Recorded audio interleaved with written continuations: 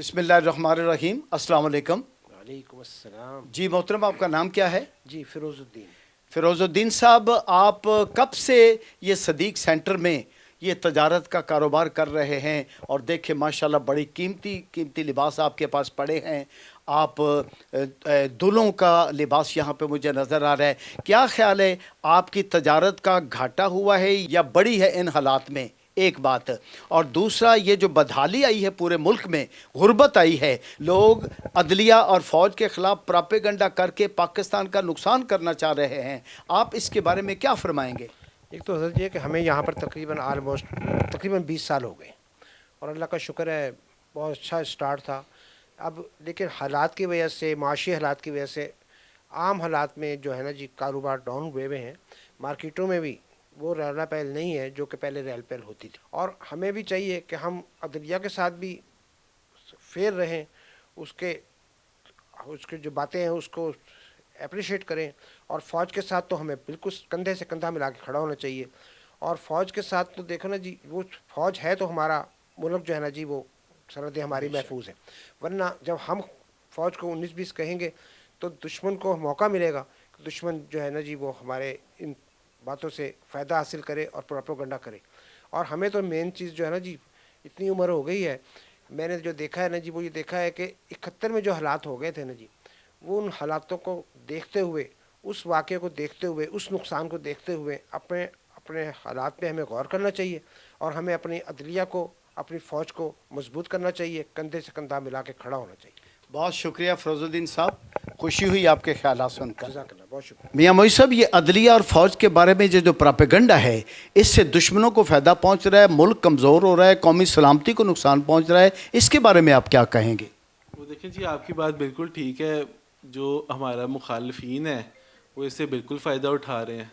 और आप देखें कि पहले वज़ीरिस्तान में नहीं हमले हो रहे थे, और अब ये जो है वज़ीरिस्तान में आपके जब से ये मुल्क आपका इस बहरान से गुज़र रहा है, तो आपके वहाँ पे हमले भी होना शुरू हो गए हैं और सारे वो मामला दोबारा से शुरू हो रहे हैं जो 2013-14 वाले थे। के लिए मियाँ साहब आपका क्या पैगाम है कि आवाम को पाक फ़ौज और अदलिया के साथ खड़ा होना चाहिए?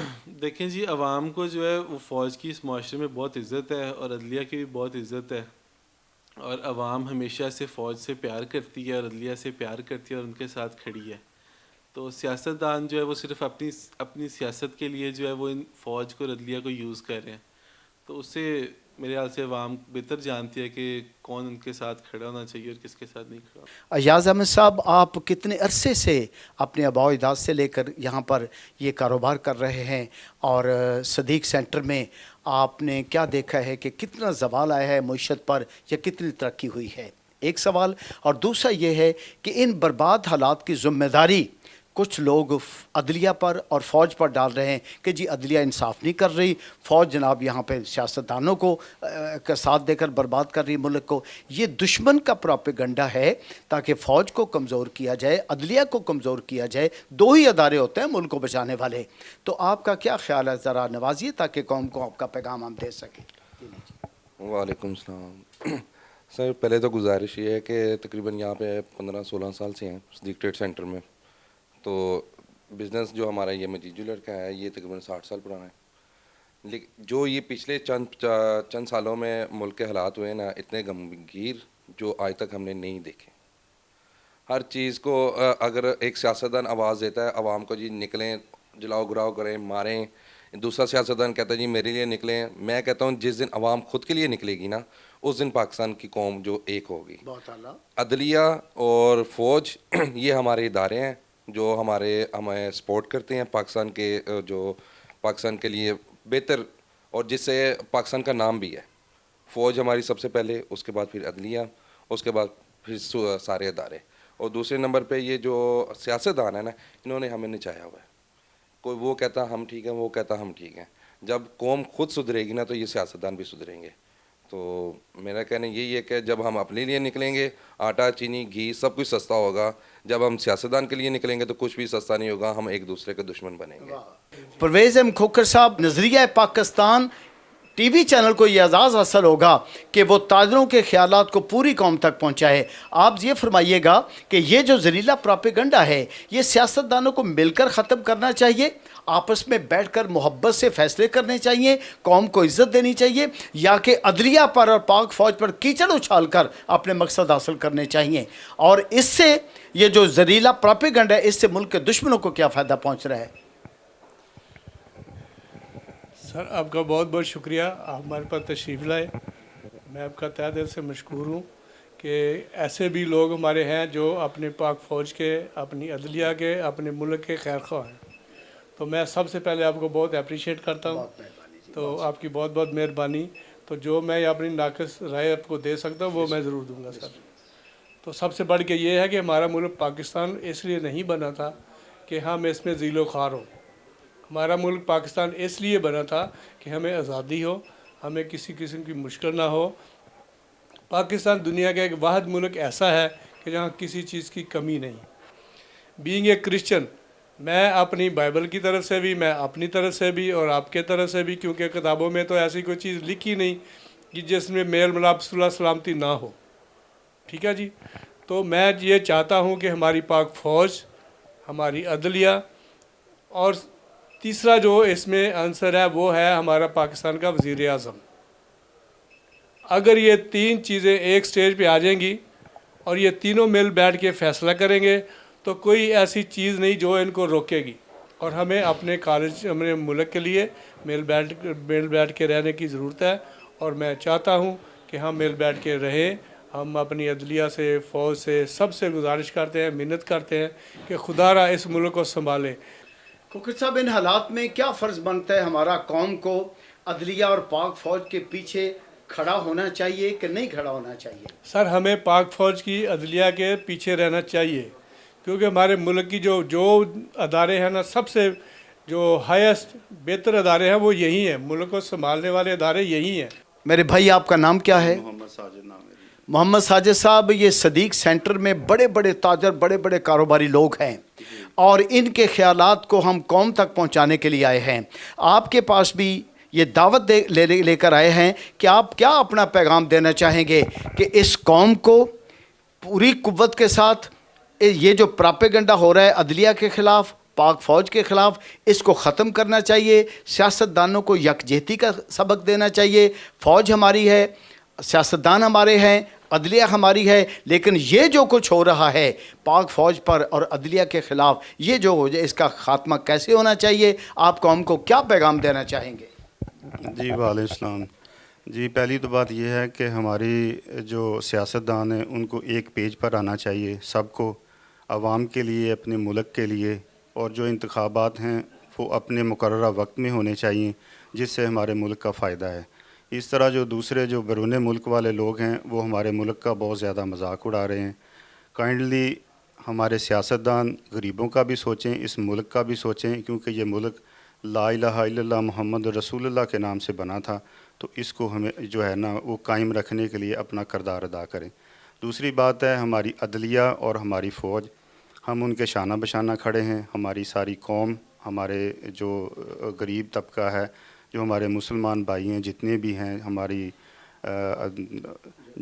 ताजर तबका है, वो सारे अदलिया और अफवाज पाकिस्तान के साथ खड़े हैं। और हम अब दुआ करते हैं कि अल्लाह पाक इस मुल्क को हमेशा के लिए सलामत रखे। अस्सलाम वालेकुम जी। मोहतरम, ਤੁਹਾਡਾ ਨਾਮ ਕੀ ਹੈ? ख्वाजा मनीर अहमद साहब, मैं इस वक्त लिबर्टी मार्केट के कोल खड़ा हाँ। तुसी इस बहुत बड़े तजारती सेंटर ਵਿੱਚ बैठे जे। ਤੁਹਾਡੀ तजारत ਦੇ ਉੱਤੇ भी जवाल आया है और कौम के इतिहाद के उत्ते भी जवाल आया है। इस हालात एक जहरीला प्रोपेगेंडा ख्वाजा साहब होंदा पिया है कि जी अदलिया इंसाफ नहीं करती, जी फौज सब कुछ करवाती पई है। तुसी कौम नूं दसो कि पूरी कौम, पूरे ताजर अदलिया दे नाल खड़े ने, पाक फौज दे नाल खड़े ने, और असां सियासतदानां नूं एक होना चाहिए, मसले मुकने चाहिए ने। मोटियां मोटियां गल्लां तुसी पूरी कौम नूं दसो। हमें एक होना चाहिए, अदलिया के साथ, फौज के साथ यकजहती का इजहार करते हुए। हम जब तक एक नहीं होंगे कि पाकिस्तान मुस्तहकम नहीं हो सकता, हमारे हालात बेहतर नहीं हो सकते, हम कारोबार भी नहीं कर सकते। जब हालात ना बेहतर होंगे तो कारोबार कहाँ से होंगे? और जिससे बेरोज़गारी फैलती जा रही है, वारदातें, राजनी और डकैतियाँ, चोरियाँ बढ़ती जाए, मुल्क के हालात जो ज़वाल की तरफ जा रहे हैं, हमें इसके लिए कुछ करना चाहिए मिलजुल के। बहुत शुक्रिया जी।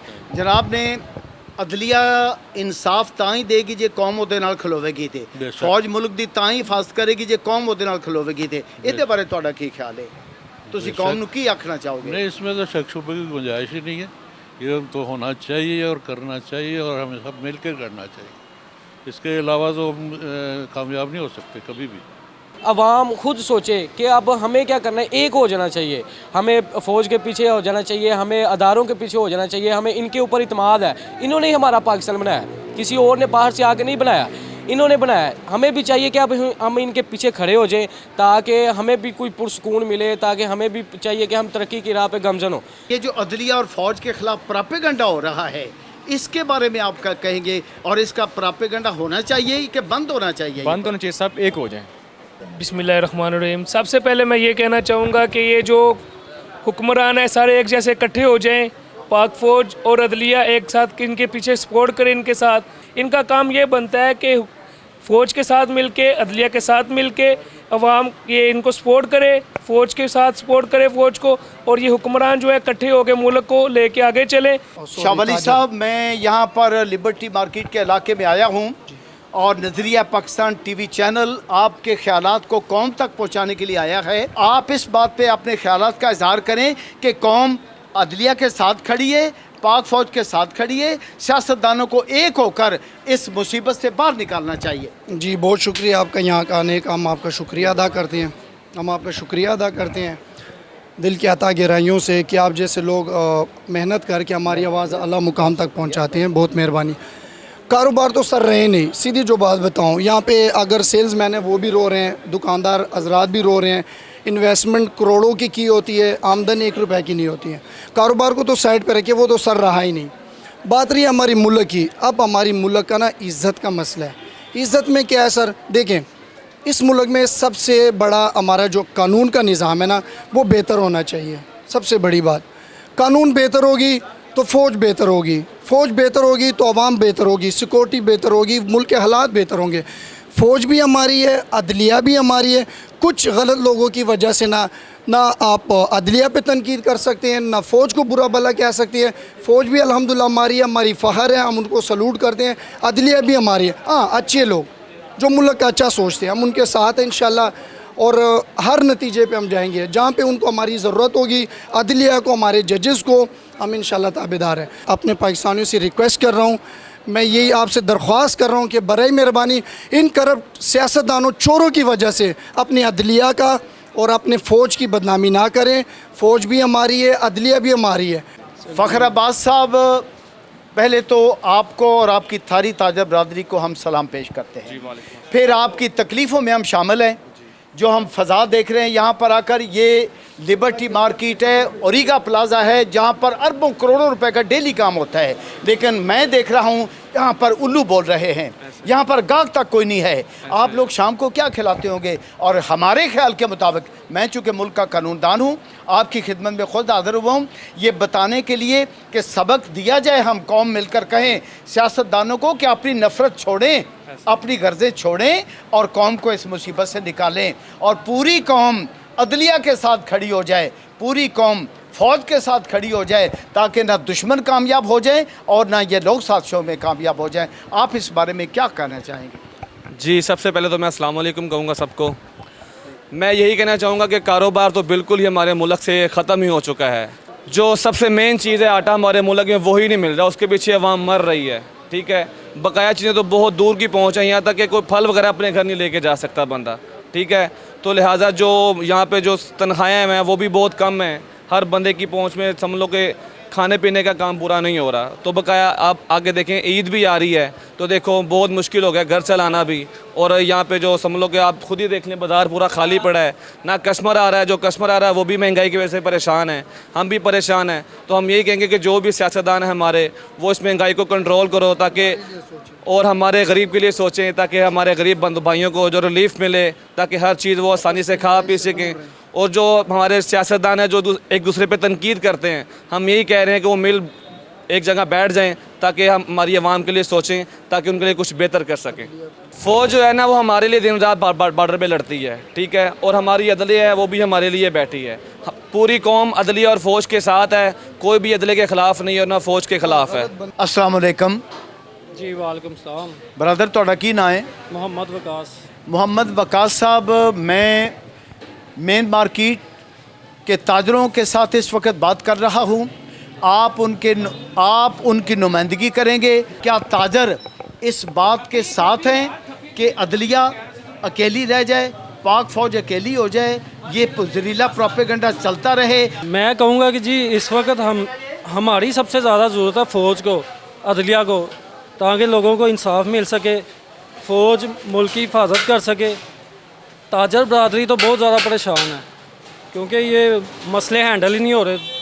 मैं चाहता हूँ तमाम जितनी भी पार्टियाँ मिल के बैठें, ये आपस में मशवरे करें और इस मुल्क की आवाम के लिए सोचें, ताजरों के लिए सोचें और अदलिया के ख़िलाफ़ जो प्रोपेगेंडा हो रहा है और फ़ौज के ख़िलाफ़ इन सब पे भी हम तनकीद करते हैं। हम सारी ताजर बरदरी फ़ौज और अदलिया के साथ खड़े हैं। हाजी मकबूल साहब, मैं इस वक्त लाहौर के दिल में मेन मार्केट में खड़ा हूँ। आपको अल्लाह ताला ने ताकत तौफीक दी है, आप इस मुल्क के नामवर ताजर हैं, बहुत बड़ा कारोबार है आपका, लेकिन हम देख रहे हैं कि सियासतदानों की लड़ाइयों की वजह से और अफरा तफरी की वजह से पूरे कारोबार को एक नुकसान पहुंच रहा है और अदलिया को इम्तहान में डाला हुआ है, पाक फ़ौज को इम्तहान में डाला हुआ है। हम चाहते हैं कि पूरी कौम पाक फ़ौज के पीछे खड़ी हो जाए, पूरी कौम अदलिया के पीछे खड़ी हो जाए और सियासतदानों को कहा जाए कि लड़ाइयाँ ख़त्म करके कौम को एक रास्ते की तरफ लेकर आएँ। आप मेहरबानी करके पाक फ़ौज के बारे में, अदलिया के बारे में, सियासतदानों के बारे में अपने ख्यालात का इज़हार फरमाएं। जी, पूरी कौम जो है, हमारी जो कौम है या ताजर बरदरी है, ये तमाम कौम, मैंने ये देखा है कि हम अपने इदारों के साथ हैं, चाहे वो अदलिया है हम अदलिया के साथ हैं, चाहे वो फ़ौज है हम फ़ौज के साथ हैं। तो हमारी ये यकजहती जो है इस सूरत में ही पूरी कामयाब होगी कि तमाम जो हमारे सियासी इदारे हैं, सियासतदान हैं, वो एक जगह पे एक मुट्ठ बन के तो यूनिटी करें और ये जो रोडों के ऊपर या ये जो सड़कों के ऊपर इन्होंने अपने तमाशे लगाए हुए हैं, इसे ख़त्म करें और एक जान हो के मुल्क की फलाह के लिए काम करें।